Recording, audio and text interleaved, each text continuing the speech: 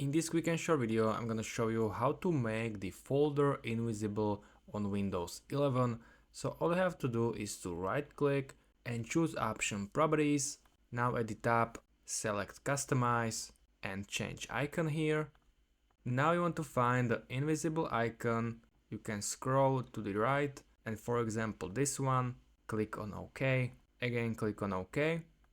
Now you cannot see the icon of the folder. Now you want to make the text invisible. You can open this website, which is invisible character, copy this invisible text, Ctrl+C. Now go back to your desktop, right click the invisible folder and we want to rename it.